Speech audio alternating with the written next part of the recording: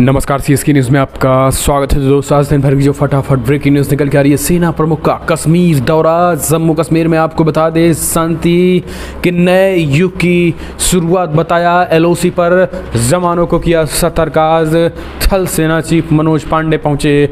दूसरी बड़ी अपडेट, जम्मू कश्मीर सुरंग में अब तक 9 और 100 बरामद किए गए हैं। दुखद खबर, मरने वालों की संख्या हुई है 10। रेस्क्यू अभियान लगातार जारी। तीसरी बड़ी अपडेट में आपको बताएंगे दोस्तों, अफगानिस्तान में एक बार फिर से पंजशीर में रेजिस्टेंट फोर्सेस ने दी है चुनौती तालिबानियों को। तालिबानियों के खिलाफ खोला मोर्चा। चौथी बड़ी अपडेट निकल के आ रही है दोस्तों, जहां पाकिस्तान के पूर्व पीएम इमरान खान के खिलाफ जो है गिरफ्तारी वारंट, पुलिस छापेमारी कर रही है। भगोड़ा घोषित हुआ इमरान खान, नहीं मिल रहा है। पीटीआई के जो नेता कार्यकर्ता वो सड़कों पर उतरे। तो एक एक करके बताएंगे। जहां रूस ने फिनलैंड को गैस की सप्लाई रोकी, पुतिन के फैसले से ठंड से ठिठुरेंगे लोग। तो एक एक करके आपको विस्तार से बताएंगे। जहां बलूच अलगाववादियों ने पाकिस्तान में बढ़ाई चीनियों पर किए हमले तेज, रिपोर्ट्स ने बढ़ाई शहबाज की चिंताएं। तो एक एक करके आपको विस्तार से बताएंगे। लेकिन उससे पहले एक छोटा सा निवेदन, अगर आपने चैनल को सब्सक्राइब नहीं किया, पल पल के अपडेट के लिए चैनल को सब्सक्राइब करना न भूले दोस्तों। दरअसल पहली बड़ी अपडेट निकल के आ रही है, सेना प्रमुख का पहला कश्मीर दौरा। कहा, कश्मीर में विकास और शांति के नए युग की होगी शुरुआत। एलओसी पे सतर्क रहें जवान, हम पूरी तैयारियों के साथ दुश्मनों के मुंह तोड़ करारा जवाब देंगे। सेना प्रमुख जनरल मनोज पांडे ने कहा है कि ये कश्मीर में विकास, शांति और समृद्धि के एक नए युग की शुरुआत है, इसलिए नियंत्रण रेखा पर जवानों को सतर्क रहना चाहिए। कार्यभार संभालने के बाद सैन्य प्रवक्ता के अनुसार उत्तरी कश्मीर के बारामूला जिले में एलओसी पे अग्रिम पोस्ट पे पहुंचकर सेना प्रमुख ने सुरक्षा तैयारियों का जायजा लिया। साथ ही आतंकवाद निरोधक मोर्चे पर भी की गई तैयारियों व दुश्मनों की नापाक हरकतों को रोकने के लिए उठाए गए कदमों की जानकारी ली। सेना प्रमुख को नियंत्रण रेखा पर मौजूदा संघर्ष विराम समझौते, घुसपैठ रोधी ग्रिड परिचालन तैयारियां और सीमावर्ती क्षेत्रों में नागरिकों के साथ संबंधों के बारे में भी जानकारी दी गई है। इस दौरान उन्हें जवानों को सतर्क रहने, नियंत्रण रेखा पर गश्त बढ़ाने और दुश्मनों की हरकतों पर पैनी निगाह रखने पर बल दिया है। सेना प्रमुख ने सैनिकों के साथ बातचीत के दौरान उनके उच्च मनोबल और पेशेवर क्षमता के लिए उनका सराहना की है। कहा है कि दुर्गम परिस्थितियों में भी वो सीमा की रक्षा के लिए हर वक्त खड़े रहेंगे। आपको बता दें, सीमा सुरक्षा को लेकर लगातार मुस्तैद रहने वाले मनोज पांडे ने सैनिकों के मनोबल को भी बढ़ाने का बात कही है। एलओसी पर जवानों को जहां सतर्क किया है, तो वहीं कश्मीर में विकास और शांति के नए युग की शुरुआत बताया। उन्होंने कहा है कि आतंकी जो है अंतिम दिन गिन रहे हैं, यानी एक तरीके से वेंटिलेटर पर आतंकी हैं। यही कारण है कि तिलमिलाए हुए हैं और बौखलाहट में इस तरीके के हमले कर रहे हैं। लेकिन ज़्यादा दिनों तक ये हमले जो है वो चलने वाले नहीं हैं। फिलहाल दोस्तों, कमेंट के माध्यम से आप अपने सुझाव देना ना भूलें। और अगर आप भी मानते हैं कि सेना पूरी तरीके से एक्टिव है, तो इस वीडियो को लाइक करें। दरअसल अगली अपडेट निकल के आ रही, जम्मू कश्मीर से दुखद खबर। सुरंग दुर्घटना में अब तक 10-100, जी हाँ, मरने वालों की भी संख्या हुई 10। दरअसल आपको बता दें, जम्मू कश्मीर के रामबन जिले में जम्मू कश्मीर की राष्ट्रीय राजमार्ग पर एक निर्माणाधीन सुरंग का हिस्सा ढहने के अधिकारियों ने यह जानकारी दी है। और उन्होंने बताया है कि सभी 10 बरामद कर लिए गए हैं और परिवारों को सूचित कर दिया गया है। 10 में से 500 पश्चिम बंगाल के हैं और ये ऑपरेशन पूरा हो गया है और 100 को हॉस्पिटल ले जाया गया है। आपको बता दें, इससे पहले अधिकारियों ने कहा था कि निर्माणाधीन सुरंग का एक हिस्सा परियोजना पर काम शुरू होने के तुरंत बाद ढह गया है। लेकिन शनिवार को रामबन के उपायुक्त मशरूमत इस्लाम ने भारतीय राष्ट्रीय राजमार्ग प्राधिकरण एनएचएआई के हवाले से कहा था कि निर्माणाधीन सुरंग के मुहाने पर T4 तक भूस्खलन हुआ था। हालांकि आपको बता दें, लगातार राहत बचाव का कार्य जारी है। हम चलते हैं, एक और अपडेट लेते हैं। अगली खबर निकल के आ रही है, जहां पे दोस्तों पेट्रोल और डीजल का दाम जो है घटा। तो अब भारत में लोगों ने पीएम मोदी की जहां एक तरफ तारीफ की, तो वहीं विदेशी इमरान खान भी मोदी की तारीफ करने से नहीं चूका। कहा, अमेरिका के दबाव में आगे के नहीं झुका भारत। दरअसल पाकिस्तान के पूर्व प्रधानमंत्री इमरान खान ने अमेरिका के दबाव के बावजूद रूस से रियायती तेल खरीदने के लिए भारत को फिर एक बार तारीफ की। उन्होंने कहा है कि उनकी सरकार एक स्वतंत्र विदेश नीति के तहत इसे हासिल करने के लिए काम कर रही है। इमरान खान ने पाकिस्तान मुस्लिम लीग इनके नेतृत्व वाली सरकार पर बिना सिर वाले मुर्गे की तरह अर्थव्यवस्था के लिए फटकार लगाई। उन्होंने कहा कि कल मोदी सरकार द्वारा पेट्रोल और डीजल की कीमतों में कटौती का ऐलान सराहना है। यानी इमरान खान को अब प्रधानमंत्री नरेंद्र मोदी की कहीं ना कहीं एक तरीके से अच्छाइयाँ दिख रही हैं। प्रधानमंत्री नरेंद्र मोदी की अच्छी बातें दिख रही हैं। प्रधानमंत्री नरेंद्र मोदी की सरकार में कहीं ना कहीं एक तरीके से अच्छाइयाँ दिखने लगी हैं और अब इमरान खान की जो है बोली भाषा बदलती जा रही है। एक और अपडेट लेते हैं, अगली खबर निकल के आ रही है। अफगानिस्तान में फिर से हालात बेहद बेकाबू हो चुके हैं। पंजशीर में नेशनल रेजिस्टेंस फ्रंट और तालिबान आमने सामने। अफगानिस्तान में पिछले साल तालिबान ने अपनी सरकार बना ली और ज़्यादातर इलाकों पर कब्जा कर जमा लिया, लेकिन आपको बता दें उत्तर अफगानिस्तान के पंजशीर इलाके में सबसे ज़्यादा चुनौतियों का सामना करना पड़ा है। वहाँ पर नेशनल रेजिस्टेंस फ्रंट ने उसे कड़ी टक्कर दी है और एक बार फिर अफगानिस्तान में वही पंजशीर इलाका बवाल का केंद्र बन गया है। जो आपको बता दें पिछले कुछ हफ्तों में पंजशीर में ऐसी खबरें आ रही हैं जहाँ तालिबान बनाम नेशनल रेजिस्टेंस फ्रंट देखने को मिल रहा है। आपको बता दें यहाँ पर बड़े पैमाने पर टकराहट की खबरें निकल के आ रही हैं। यही कारण है कि अब ये चीज़ फिर से होने लगी है कि पाकिस्तान में क्या फिर से आने वाले समय में पाकिस्तान में हालात बेहद बेकाबू होंगे। क्या पाकिस्तान में फिर से तालिबानियों के ख़िलाफ़ जो है अफ़गानिस्तान के लोग उठ खड़े होंगे? क्या फिर से वही युद्ध की तरफ बढ़ रहा है तालिबान? तो ऐसी करवटें देखने को मिल रही हैं। अगली अपडेट लेते हैं दोस्तों, बड़ी खबर निकल के आ रही है अगली, जहां पर आपको बता दें बलूच अलगाववादियों ने पाकिस्तान में चीनियों पर किए हमले तेज। रिपोर्ट ने बढ़ाई शहबाज सरकार की चिंताएं, अलग बलूचिस्तान देश की मांग तेज हुई है। पाकिस्तान में चीनी लोगों पर हमले का मामला सामने आया और एक रिपोर्ट के मुताबिक बलूच अलगाववादियों ने पाकिस्तान में चीनियों पर हमले तेज कर दिए हैं। जानकारी के अनुसार बलूच अलगाववादी बीजिंग के belt and road initiative BRI के काम को रोकने के लिए हर संभव कोशिश कर रहे हैं, क्योंकि उन्हें लगता है कि संसाधनों को लूटने में पाकिस्तान सुरक्षा बलों के हाथ मिलाया है। आपको बता दें हाल ही में बलूचिस्तान लिबरेशन आर्मी ने चीनी श्रमिकों के काफिले को उड़ाने का प्रयास किया था, लेकिन यह हमला पूरी तरीके से विफल रहा। एशिया टाइम्स ने बताया है कि पाकिस्तान पुलिस ने सोमवार को एक संदिग्ध महिला को गिरफ्तार किया है। पुलिस ने महिला को आत्मघाती हमलावर के शक में गिरफ्तार किया था। कानून प्रवर्तन अधिकारियों ने दावा किया है कि वो बीजिंग के बेल्ट एंड रोड इनिशिएटिव के प्रमुख परियोजना पर काम कर रहे हैं। कई चीनी नागरिकों को मारने के लिए खुद को उड़ाने की योजना बनाई जा रही है। हम चलते हैं एक और अपडेट लेते हैं, अगली खबर निकल के आ रही है दोस्तों।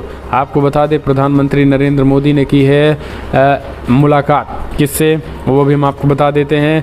थॉमस कप और ओबर कप के चैंपियन से मुलाकात की है। जी हाँ, दरअसल आपको बता दें प्रधानमंत्री मोदी ने थॉमस कप और ओवर कप के बैडमिंटन चैंपियनों से मुलाकात की। इस दौरान खिलाड़ियों ने अपने अनुभव भी साझा किए। बातचीत के दौरान PM मोदी ने कहा, सभी खिलाड़ियों ने देश की शान को बढ़ा दिया है। मैं देश की ओर से पूरी टीम को बधाई देता हूं। आपको बता दें ये कोई छोटी उपलब्धि नहीं है और इस कप से खिलाड़ियों ने ये बता दिया है कि ये हार से कुछ होता नहीं है। अगर आप में कुछ करने का जज्बा है तो सब मुमकिन है। यानी एक हार से न रहो न निराश और आगे की जीत की करो तैयारी।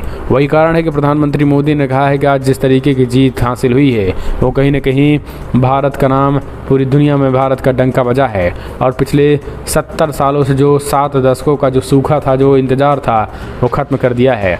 एक लाइक इन चैंपियनों के लिए बनता है। हम चलते हैं और अपडेट लेते हैं। ऑस्ट्रेलिया के नए प्रधानमंत्री चुने गए एंथनी अल्बनीज़। PM मोदी ने दी बधाई, कहा आपके साथ काम करने के लिए आशान्वित। दरअसल प्रधानमंत्री मोदी ने शनिवार को ऑस्ट्रेलिया के लेबर पार्टी के नेता एंथनी अल्बनीज़ को उनकी पार्टी की चुनावी जीत पर बधाई दी और कहा है कि वो समय रणनीतिक साझेदारी को और मजबूत करने एवं हिंद प्रशांत क्षेत्र में साझा प्राथमिकताओं पर उनके साथ काम करने को लेकर आशान्वित है। साल 2007 में बाद अल्बनीज़ की पार्टी ने पहली चुनाव जीत हासिल की है और वो अब प्रधानमंत्री के रूप में शपथ लेंगे। आपको बता दें PM मोदी ने ट्वीट करते हुए लिखा कि ऑस्ट्रेलियाई लेबर पार्टी की जीत और प्रधानमंत्री के रूप में उनके चुनाव के लिए बधाई। अल्बनीज़, मैं हमारी समग्र रणनीतिक साझेदारी की और मजबूत करने और हिंद प्रशांत क्षेत्र में साझा प्राथमिकताओं पर आपके साथ काम करने को लेकर आशान्वित हूँ। तो ये PM मोदी ऑस्ट्रेलिया में आपको बता दें नए PM हैं और हो सकता है कि क्वाड में जो है क्वाड सम्मेलन में बैठक में जो है वो मुलाकात भी हो सकती है। एक और अपडेट, नेपाल ने ठंडे बस्ते में डाल दिया जिनपिंग का ड्रीम प्रोजेक्ट। ड्रैगन के जाल में फंसने से बचा नेपाल। दरअसल हाल ही में प्रधानमंत्री मोदी ने नेपाल का दौरा कर दिया था, जिसके बाद चाइना को झटका लग गया था। पिछले हफ्ते नेपाल के चाइना के बीच बेल्ट एंड रोड इनिशिएटिव को साइन करते हुए 5 साल पूरे हो गए थे। फरवरी 2018 KP शर्मा ओली ने इस पर कहा था कि हम इस मुद्दे को आगे बढ़ाएंगे, लेकिन आपको बता दें न मुद्दा आगे बढ़ने वाला है न कुछ, क्योंकि अब बड़ी खबर निकल के आ रही है जहाँ पर चाइना को बड़ा झटका देने की तैयारी में नेपाल है। नेपाल जो है इस बेल्ट एंड रोड इनिशिएटिव से पूरी तरीके से अलग होने की तैयारी कर लिया है। क्योंकि आपको बता दें अब इसमें ये खबर निकल के आ रही है कि बिल्ट एंड इनिशिएटिव से नेपाल इसलिए हटना चाहता है क्योंकि श्रीलंका में जो कंगाली आई, पाकिस्तान जो कंगाली की कगार पर बढ़ रहा है, यानी चाइना के इस प्रोजेक्ट का जिसने भी हाथ बटाया वो कंगाल हुआ और मिलने को उसे कुछ नहीं मिला है। यही कारण है कि अब चाइना को झटका देने की तैयारी में है। अगली अपडेट, अल्पसंख्यकों को समान अधिकार दे, हिंसा तनाव कम कर सकता है भारत, बोली बांग्लादेश की शिक्षा मंत्री। अब आप देखिए इनके प्रवचन सुनिए।